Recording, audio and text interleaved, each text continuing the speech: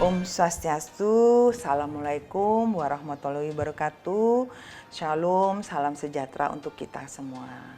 Perkenalkan, saya Ninyoman Pujianiki, lahir dari Bapak Inyoman Santa dan Ibu Nimade Segarini di Singaraja pada tanggal 25 Februari 1971. Puji syukur kehadapan Tuhan Yang Maha Esa, saya sampaikan akhirnya saya mencapai guru besar pada tahun 2023 di bidang hidroteknik pantai. Sebagai riwayat pendidikan, saya mengikuti sekolah dasar di SD 24 Dauh Puri Denpasar, kemudian lanjut ke sekolah menengah pertama di SMP Negeri 4 Denpasar, kemudian lanjut ke SMA 1 Denpasar. Pada tahun 1989 saya masuk ke jurusan Teknik Sipil Fakultas Teknik Universitas Udayana dan menyelesaikan studi pada tahun 1995.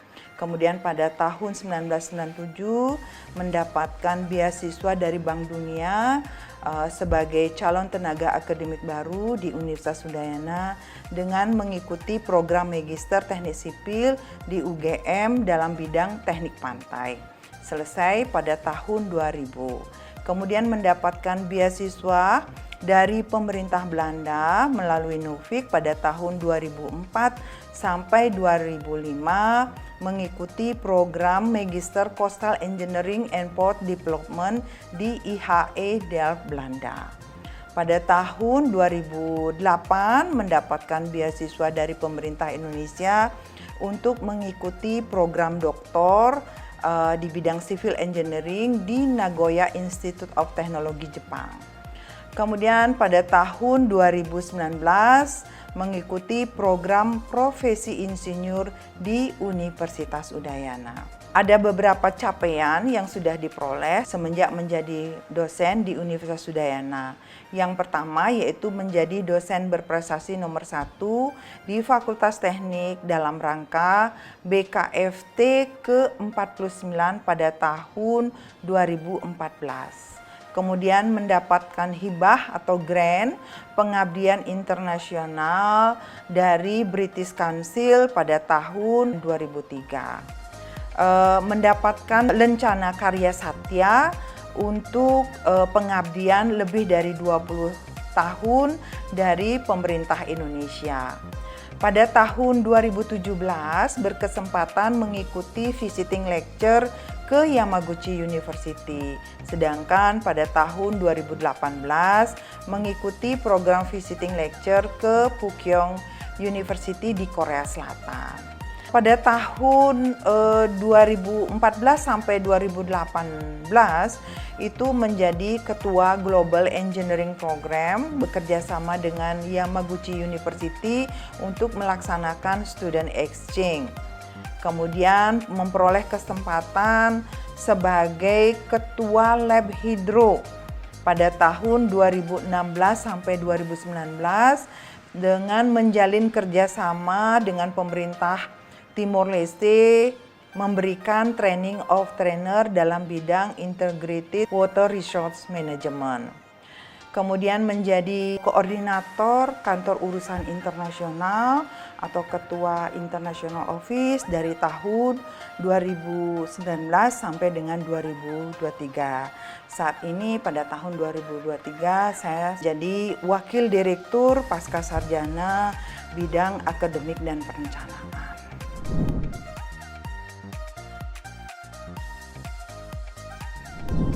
Orasi ilmiah saya berjudul Pemetaan Perubahan Garis Pantai di Pulau Bali.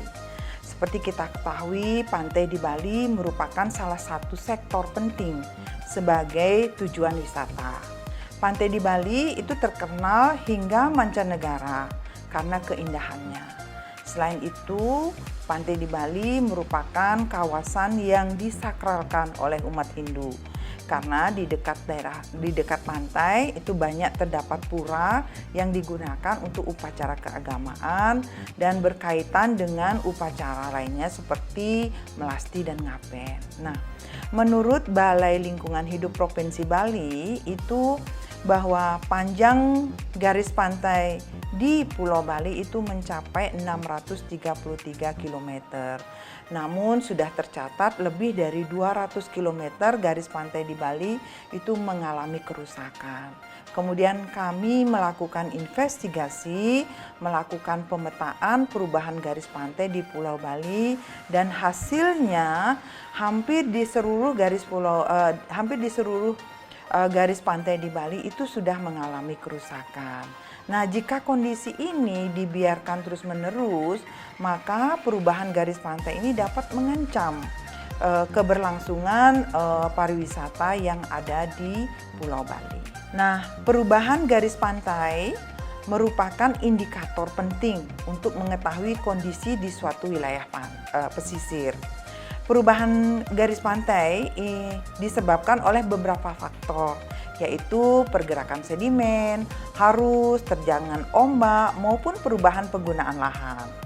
Sehingga pemantauan perubahan garis pantai itu sangat penting untuk dilakukan untuk mengetahui kondisi kerusakan di wilayah pesisir. Hasil perubahan garis pantai yang akurat sangat berguna sebagai bahan pertimbangan di dalam pengambilan keputusan untuk pengolahan wilayah pesisir dan perencanaan pembangunan wilayah pesisir di masa mendatang. Nah, untuk pemantauan perubahan garis pantai dapat dilakukan dengan survei langsung ke lapangan. Namun, karena wilayah pesisir identik dengan daerah yang luas dan memanjang, sehingga survei langsung ke lapangan sangat tidak efektif dan efisien karena memerlukan biaya yang mahal dan waktu yang lama. Nah, salah satu metode yang sangat efisien yang dapat digunakan untuk pemantauan perubahan garis pantai yaitu metode penginderaan jarak jauh atau remote sensing. Nah, pengukuran perubahan garis pantai dapat dilakukan dengan teknologi remote sensing seperti apa yang saya sampaikan tadi. Yang dimaksud dengan penginderaan jauh itu didefinisikan sebagai pengukuran sifat benda di permukaan bumi dengan menggunakan data citra yang diperoleh dari satelit.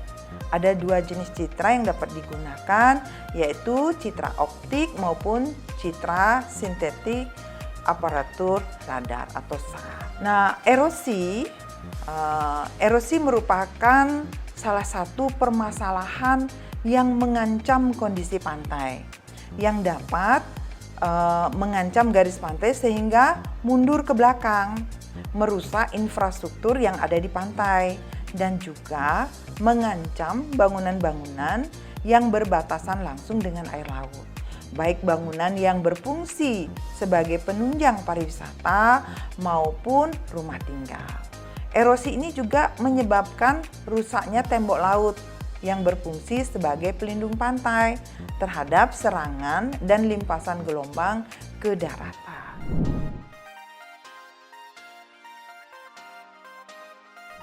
Dengan mengetahui kondisi perubahan garis pantai di sepanjang pesisir Pulau Bali, maka evaluasi tentang kondisi pantai dapat dilakukan. Investigasi ini sangat penting untuk dilakukan karena semakin cepat diperoleh data perubahan garis pantai di seluruh wilayah pesisir Bali, maka akan semakin cepat pula tindakan mitigasi yang dapat dilakukan. Nah, hasil evaluasi ini juga dapat dijadikan acuan untuk memprioritaskan perbaikan terhadap pantai yang mengalami kerusakan dan memaksimalkan pantai yang memiliki potensi untuk dikembangkan. Jadi dapat disimpulkan bahwa penelitian dengan menggunakan data SAR itu sudah dapat dikatakan akurat dan telah teruji baik dengan penelitian sebelumnya, baik menggunakan optik maupun SAR maupun survei langsung ke lapangan di beberapa wilayah. Nah, hasil penelitian ini diharapkan mampu memberikan informasi lengkap terkait perubahan garis pantai di seluruh pesisir yang ada di Bali, baik secara spasial maupun temporal. Kedepannya, kami berharap semoga metode ini dapat digunakan dalam penelitian untuk menguji atau meneliti perubahan garis pantai di tempat lain.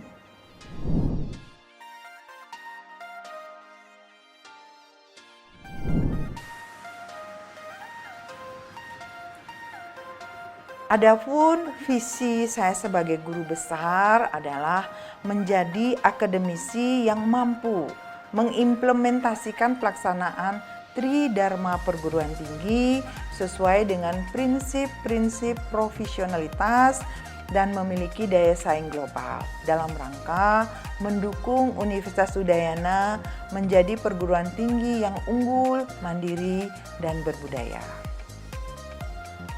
Nah, untuk mencapai misi tersebut atau visi tersebut, ada beberapa kegiatan atau misi yang akan saya lakukan, yaitu melaksanakan kegiatan pendidikan dan pengajaran yang berkualitas dan profesional. Kemudian melaksanakan penelitian yang bermanfaat praktis, berdampak luas, dan berdaya saing global. Melaksanakan pengabdian kepada masyarakat sesuai dengan keahlian yang berdampak langsung ke kehidupan masyarakat. Terakhir, melaksanakan kerjasama nasional dan internasional serta menghasilkan karya yang dapat berkontribusi terhadap pembangunan daerah, nasional maupun internasional.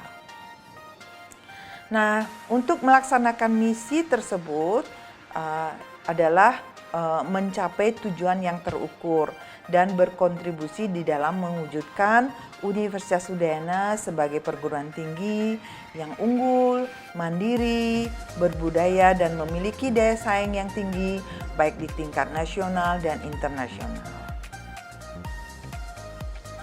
Adapun kontribusi dan rencana saya ke depan yaitu mengembangkan kualitas pembelajaran dengan menggunakan teknologi IT untuk metode pembelajaran. Sedangkan untuk pengembangan keilmuan atau keahlian, kami akan melakukan penelitian, publikasi di jurnal dan di seminar, penyusunan bahan ajar dari hasil-hasil penelitian. Meningkatkan pengabdian kepada masyarakat, baik nasional maupun internasional, serta peningkatan kerjasama internasional untuk dapat bersaing secara global.